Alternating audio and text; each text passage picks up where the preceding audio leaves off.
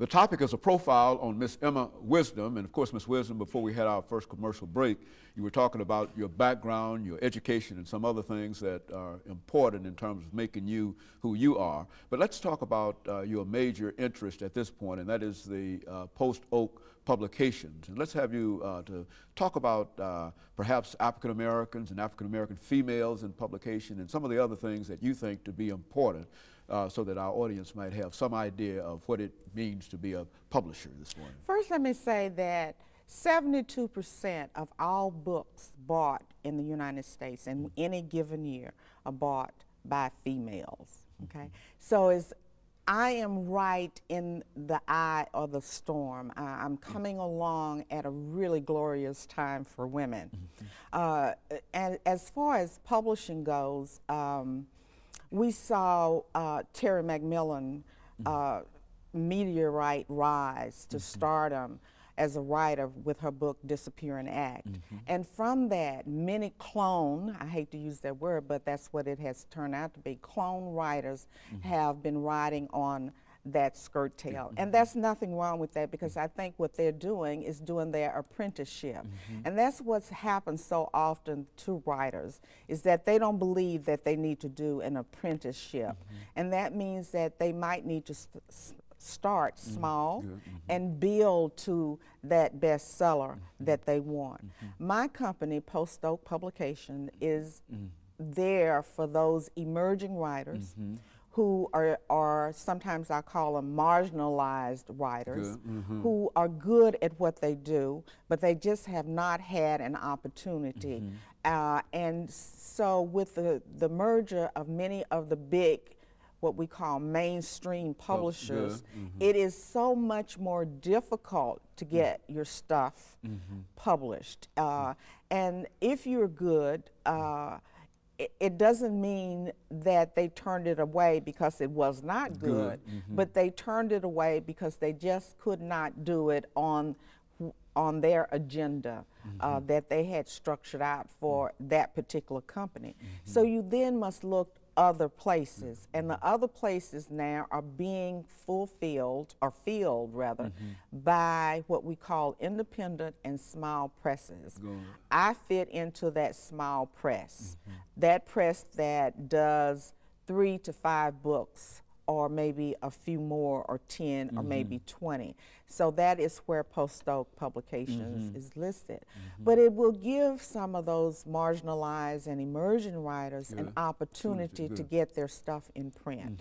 And from there, they can then attract a mainstream publisher, one who can pay the big royalties that we hear about, the Terry McMillan and the Toni Morrisons are able to attract for their work. So start small. Don't be afraid to do that, and look in the writer's market and find those alternative publishers that might give you an opportunity. So, and it's rare to, on the first book, to produce a Pulitzer Prize or anything, even though that might not be unheard of, but you're saying that there has to be an apprenticeship of writing and whatnot. Yeah, 60,000 books are done each year. And of that 60,000, many of them are being done by small presses. So if you know that you can't break into that market right off, is to do your apprenticeship and do it with a small press. Continue to write those magazine articles, continue to put out, if you're a poet, those chapbooks, because those things are building blocks to making it to the mainstream publisher. I have an interesting story. I hope we have time for me to tell it. I'm getting ready to publish a book of poetry by Professor Catherine Bryant, who is an instructor at Tennessee State University. Well, Dr. Bryant was at one time my English literature teacher. And so she has been my teacher, my mentor, and my friend. But now I am her publisher. And so we have developed a relationship.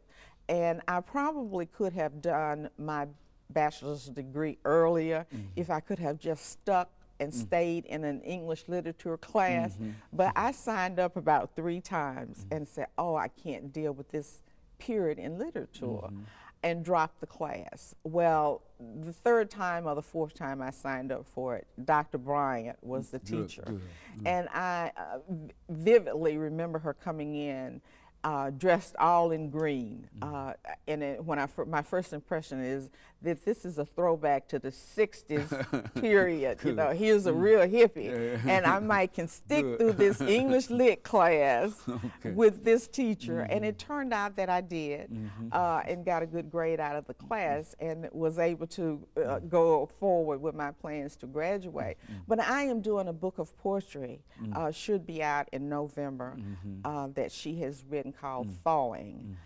And I'm very, delighted to do that and to be working again with her.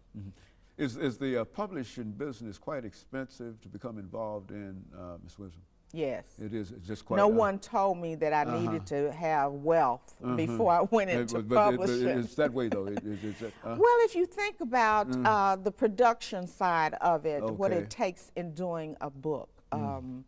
A paperback is, you can do a paperback that can run you in the low thousands, but if you did a hardback, you're talking about some more money to do it.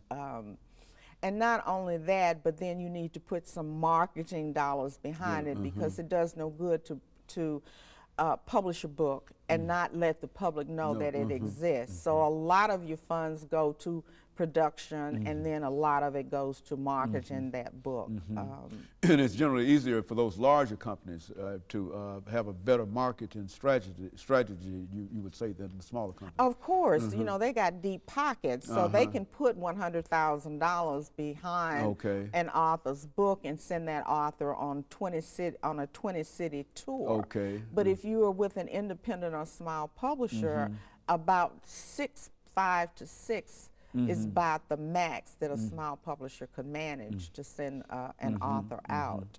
But one of the great things that have happened in recent 10 years has been the small printer who can do what we call short runs, where you can test market a book to see how well it's going to do in the marketplace before you plunge thousands of dollars in it. And so I have now started doing that, doing short runs, test marketing the book to see how well it's going to do before putting a lot of money behind it. Very good. And of course, Ms. Wisdom, we're coming up for our second commercial break for today, after which we'll come back and we'll give you an opportunity to wrap up the show for today.